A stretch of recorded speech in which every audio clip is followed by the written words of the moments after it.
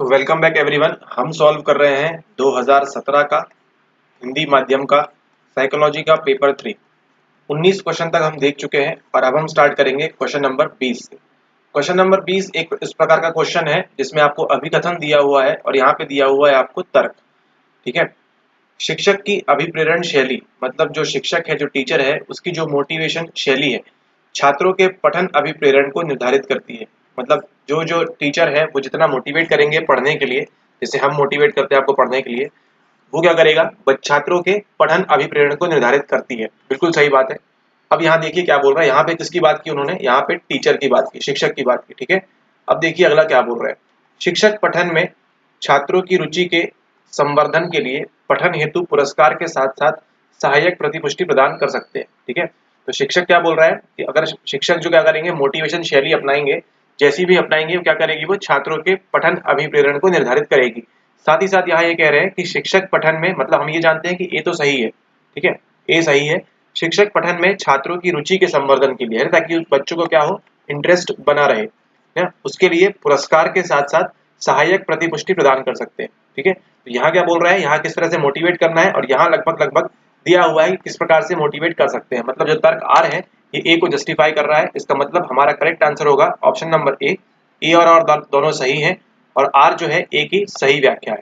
ठीक है, यहाँ उन्होंने क्या बताया, यहाँ उन्होंने बताया कि शिक्षकों को क्या करना चाहिए, अभिप्रेरण शैली को अपनाना चाहिए। ठीक है, और यहीं पे बता दिया है किस प्रकार की शैली एक हो सकती है। शिक्षक पठन में छात्रों की रुचि के लिए, है ना, संवर्धन के लिए, रुचि के संवर्धन के लिए पठन हेतु पुरस्कार, है ना, अवार्ड दे सकते हैं। ठीक है, अवार्ड सॉरी रिवॉर्ड दे सकते हैं ना उनको।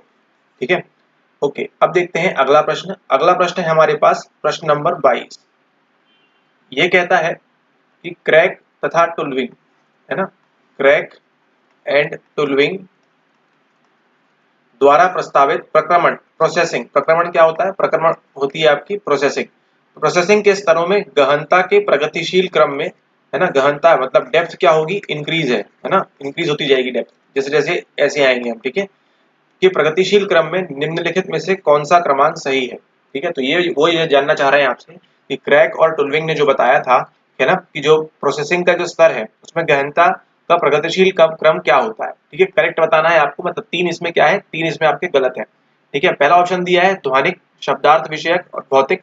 दूसरा है भौतिक, ध्वनिक एंड शब्दार्थ विषयक। तीसरा दिया हुआ है शब्दार्थ विषयक, भौतिक एंड ध्वनिक। चौथा दिया हुआ है ध्वनिक, भौतिक और शब्दार्थ विषयक।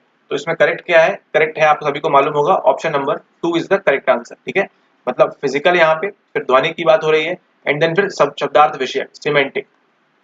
ठीक है, मतलब physical, acoustic and then semantic, है ना, इस टाइप की मेमोरी की जो बात करते हैं प्रोसेसिंग के स्तर के बारे में। ठीक है, तो सही सही क्या है, पहले आएगा आपका भौतिक, देन आएगा उसके बाद, पहले भौतिक मान लीजिए 10 है, ध्वनिक में आपकी 20 हो जाएगी, एंड शब्दार्थ विषयक में क्या हो जाएगी आपकी 30 हो जाएगी। ठीक है, जस्ट एग्जांपल है, क्योंकि यहाँ क्या दिया हुआ है, गहनता के प्रगतिशील क्रम में, मतलब इतनी प्रोसेसिंग क्या होती जाएगी, स्ट्रांग होती जाएगी, है ना, और डेप्थ डीप प्रोसेसिंग होती जाएगी।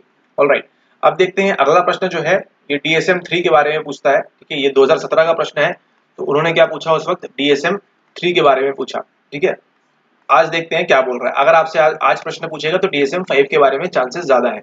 ये यहाँ कह रहे हैं DSM 3 के इसके पूर्ववर्तियों से गुणात्मक रूप से अलग एवं श्रेष्ठ माना जाता है। ठीक है, तो DSM के जो पूर्ववर्ती थे उनसे इसको गुणात्मक रूप से अलग और श्रेष्ठ माना जाता है, क्योंकि यह बहुपक्षीय है, हम जानते हैं ये मल्टी एक्सियल है। ठीक है, यह अनुपयुक्त शब्दों को हटाता है, इसने कूट प्रणाली आरंभ की है, यह प्रायोगिक दत्त का प्रयोग करता है। ठीक है, करेक्ट आंसर है इसका आपका ऑप्शन नंबर 1, केवल ए, बी और सी।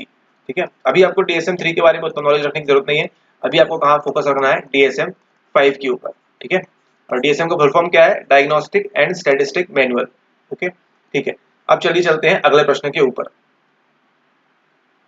अगला प्रश्न आपसे पूछ रहा है, जेनसन के अनुसार, मिस्टर जेनसन के अनुसार अनुवांशिक कारक, मतलब आपके जो जेनेटिक फैक्टर्स हैं, ठीक है, अनुवंश क्या होता है, जीन्स, जेनेटिक, जेनेटिक फैक्टर्स द्वारा बुद्धिमत्ता, ना, बुद्धिमत्ता, इंटेलिजेंस में कितने प्रतिशत प्रसरण को स्पष्ट किया गया है। मतलब आपके जो जेनेटिक फैक्टर्स हैं, आपके जो जेनेटिक फैक्टर्स हैं, ये क्या बोल रहे हैं, जेनसन के अकॉर्डिंग, जेनसन के अकॉर्डिंग आपके जो जेनेटिक फैक्टर्स हैं, जो अनुवांशिक कारक हैं, ये इंटेलिजेंस के बारे में कितने प्रतिशत प्रसरण को स्पष्ट किया गया है। ठीक है, करेक्ट आंसर क्या होगा इसका, आप सभी को मालूम होगा, ऑप्शन नंबर 3, 80 to 90%। मतलब 80 to 90% आपके जो जीन्स हैं, जो जेनेटिक्स हैं, वो आपकी इंटेलिजेंस के बारे में बताते हैं। ऐसा कहना है किसका? ये कहना है आपके मिस्टर जेनसन द्वारा। ठीक है, तो ये देखे हमने कुछ प्रश्न। अब चलते हैं अगले प्रश्न के ऊपर। अब यहाँ पर देखिए प्रश्न नंबर 24, फिर से एक अभिकथन और रीजन तर्क वाला प्रश्न है। ठीक है, ऐसे प्रश्न को आप हमारे बच्चे जो हैं बिल्कुल भी छोड़ना नहीं है। ठीक है, इनको अच्छे से करना है समझ के। हमेशा ये ध्यान रखिएगा कि जो अभिकथन है, ठीक है, और जो तर्क दिया हुआ है, ये तर्क जो है अभिकथन के बारे में कहता हो या उसे जस्टिफाई करता हो, इस बात को आपको ध्यान देना है। जैसे पिछले क्वेश्चन में हमने देखा कि क्या हुआ था। वहां पे हमने टीचर की मोटिवेटिंग शैली के बारे में बात किया था, मोटिवेशन स्टाइल के बारे में, और नीचे बताया था कि किस प्रकार से वो मोटिवेट कर सकते हैं। ठीक है, रिवॉर्ड देके। अब देखते हैं यहाँ क्या कहता है अभिकथन। यह कहता है पश्चिमी देशों के लोग, पश्चिमी देश कौन से? वेस्ट, है ना, वेस्ट के लोग, और हम कौन से लोग हैं? हम हैं ईस्ट के लोग। ठीक है, अगर आपने मैप वाला वीडियो नहीं देखा है तो मैप वाला वीडियो जरूर देख लीजिएगा। ठीक है, कैसे पश्चिम में ग्रीस से वहां से सब शुरुआत होती है। पश्चिमी देशों के लोग किसी दृश्य को देखने के क्रम में ज्यादातर आकृति पर ध्यान केंद्रित करते हैं, ठीक है, और पृष्ठभूमि पर अपेक्षाकृत कम ध्यान देते हैं। अगर आपने एनसीईआरटी देखिए, आपको एक बात बताएं, एनसीईआरटी जो है ये बेसिक ब्लॉक है आपका। ठीक है, आपकी साइकोलॉजी की पढ़ाई के लिए, आपकी मनोविज्ञान की पढ़ाई के लिए आपका बेसिक ब्लॉक है। ठीक है, तो अगर आपने एमए भी कर लिया है और लेकिन आप ये नहीं कह सकते कि हम एनसीईआरटी नहीं पढ़ेंगे। एनसीईआरटी से सीधे सीधे 100% क्वेश्चन सेम टू सेम उठा के भी बनाए गए हैं आपके नेट के एग्जामिनेशन में। ठीक है, इसलिए एनसीईआरटी को बिल्कुल भी हल्के में मत लीजिए। ऑलराइट, यहाँ पे कह रहे हैं कि जो पश्चिमी देशों के लोग हैं क्या करते हैं, किसी दृश्य को देखने के क्रम में ज्यादातर आकृति पर ध्यान केंद्रित करते हैं। ठीक है, मान लीजिए यहाँ पे कोई चित्र बना हुआ है, ठीक है, तो यहाँ पे ये इस तरह से चित्र बना हुआ है। ठीक है, तो मान लीजिए कोई आकृति है, जो पश्चिमी देश के लोग हैं वो क्या करेंगे, वो इस पे ध्यान देंगे। ठीक है ना, ये पेड़ पौधे बने हुए हैं। ठीक है, पश्चिमी देश के लोग क्या करेंगे, यहाँ पे शेर खड़ा है, यहाँ पे कोई जानवर खड़ा है, तो उस पर ध्यान देंगे। जबकि पूर्व एशियाई लोग, है ना, हम लोग जो है पूर्व ईस्ट एशिया के लोग हैं, समग्र संदर्भ पर बहुत अधिक ध्यान देते हैं। तो हम क्या देखेंगे, हम ये देखेंगे कि ये जो पेड़ है, ठीक है, पेड़ पीछे क्यों बना हुआ है, नदी क्या है, जानवर क्या हो सकता है, जंगल हो, है ना। तो हमने सभी जानते हैं ये क्या करते हैं, जो पश्चिमी देश के लोग हैं, ये कौन सी साइकोलॉजी को ध्यान देते हैं, इंडिविजुअल, है ना, इंडिविजुअल के तौर पे ध्यान देते हैं, है ना। और हमारे जो एशिया के लोग हैं ये क्या करते हैं, बिल्कुल इसके अपोजिट, कलेक्टिव। ठीक है, इसका बहुत बढ़िया सा एग्जांपल आपकी एनसीईआरटी में दिया हुआ है, जहां पे वहां पे क्या बनाया हुआ है, एक एक्वेरियम बनाया हुआ है। ठीक है, एक्वेरियम बनाया हुआ है, यहाँ पे नीचे पत्थर हैं, पेड़ हैं छोटे छोटे, ठीक है, जैसे एक्वेरियम में होते हैं, और यहाँ पे बड़ी बड़ी मछलियां हैं। ठीक है, दो बड़ी मछलियां हैं, कुछ छोटी मछलियां हैं। ठीक है, तो वहां बताया हुआ है किस प्रकार से जो पूर्व एशियाई लोग हैं ये क्या देखेंगे, पूरे संदर्भ में देखेंगे। ठीक है, कि जो बड़ी मछलियां हैं हो सकता है इनके बच्चे होंगे, इस प्रकार से। ठीक है, लेकिन जो पश्चिमी देश के लोग हैं इंडिविजुअल, वो सिर्फ मछलियों पे ध्यान देंगे, बाकी पीछे देखेंगे नहीं कि क्या पेड़ पौधे बने हुए हैं।